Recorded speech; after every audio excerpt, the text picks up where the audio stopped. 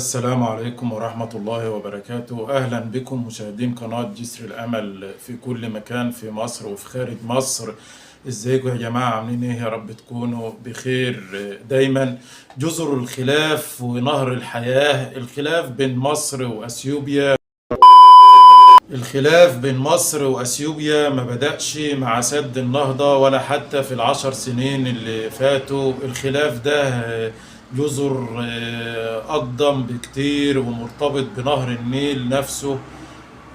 مصر دولة صحراوية، أكتر من 95% من مواردها المائية جاية من نهر واحد، هو نهر النيل. ده هو سبب وجود الدولة المصرية من آلاف السنين.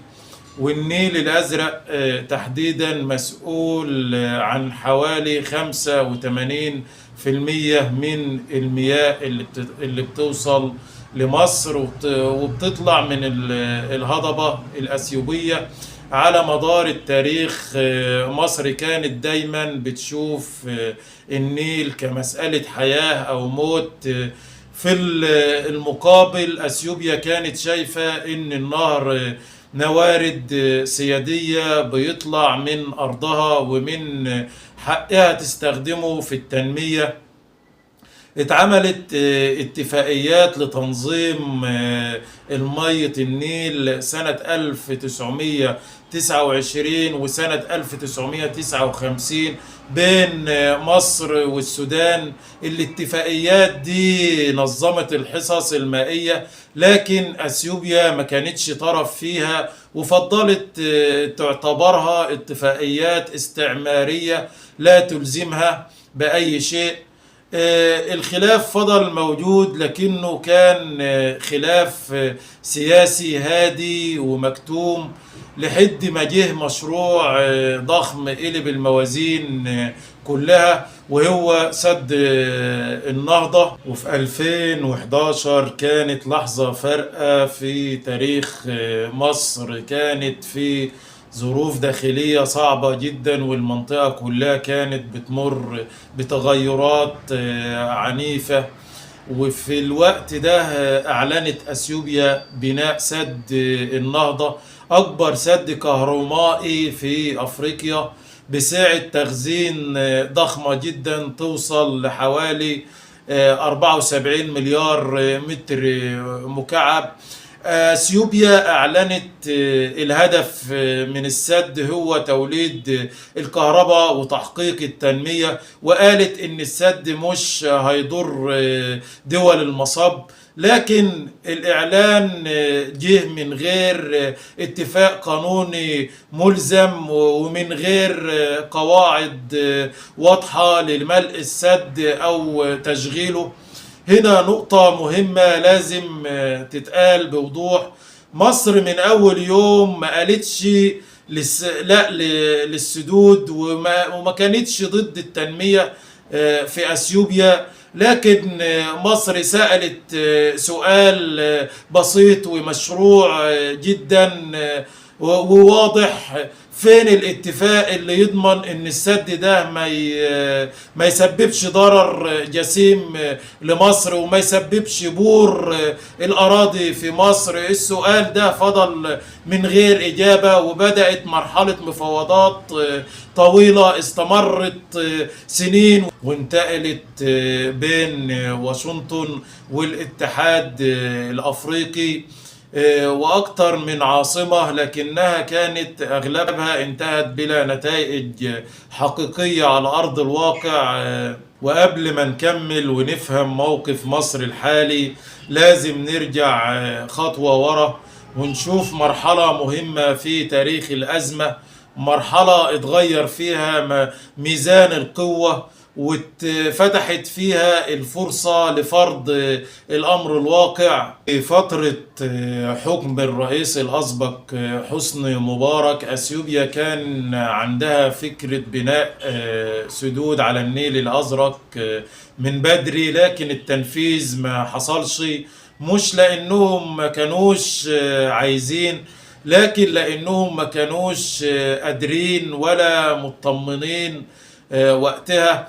أثيوبيا كانت دولة فقيرة إمكانياتها محدودة، ومفيش تمويل دولي يقدر يغامر يدخل في مشروع ضخم بالحجم ده، وهو عارف ان مصر وقتها لها ثقل اقليميه ودوليه كبيره، وصوتها مسموع في افريقيا كلها وامريكا واوروبا. مجرد التفكير في مشروع زي ده يهدد مياه مصر كان ممكن يوقف تمويل ويعمل ضغط سياسي كبير ويفتح باب مواجهة هم مش قدها.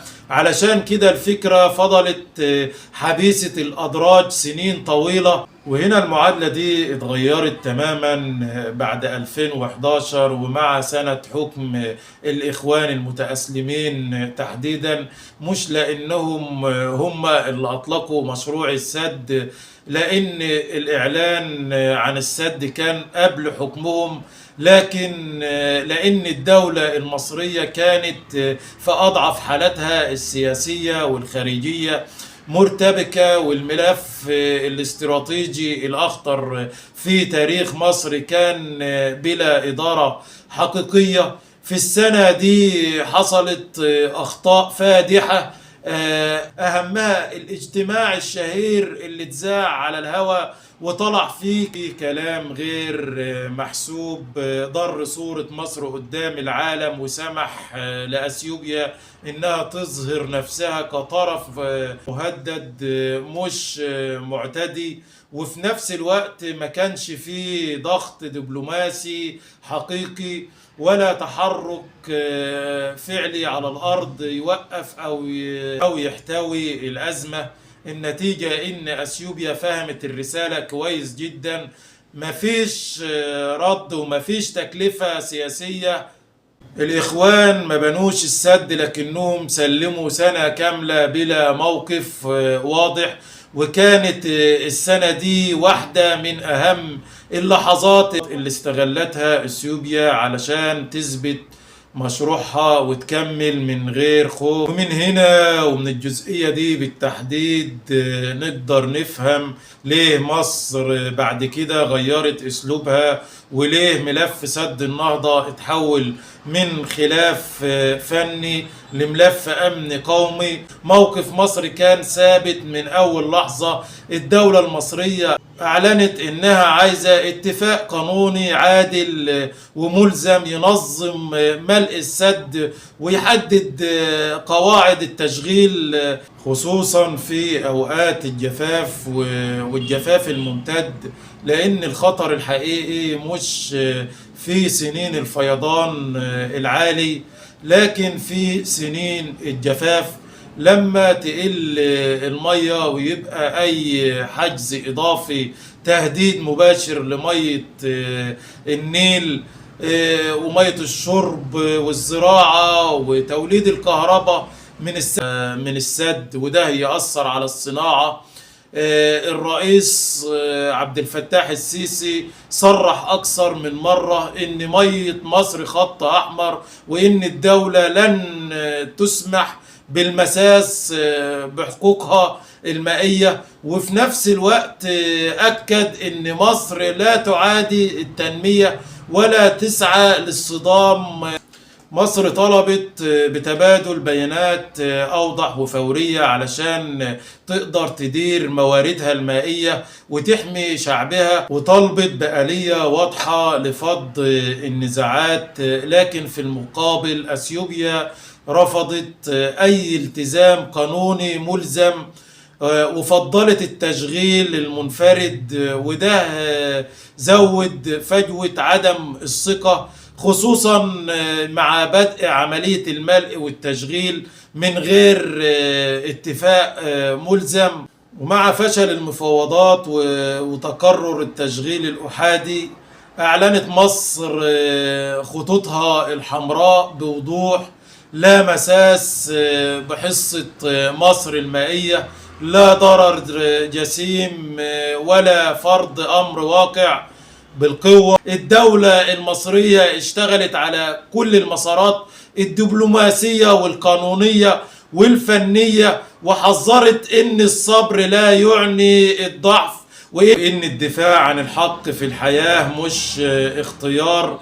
سد النهضة في حقيقته مش مجرد مشروع هندسي، ده اختبار للقانون الدولي واختبار لقدرة العالم على منع تعطيش شعب كامل. مصر ما دخلتش الأزمة دي علشان تكسب نقط سياسية، لكنها دخلت علشان تحمي نهر هو شريان حياة أمة كاملة. والنيل بنى حضارة عمرها 7000 سنة، مش هيكون في يوم سبب في نهايتها، لأن ده مش أزمة سد، دي حكاية وطن. والسلام عليكم ورحمة الله وبركاته. ادعمنا بلايك أو باشتراك علشان صوتنا يوصل لكل الناس.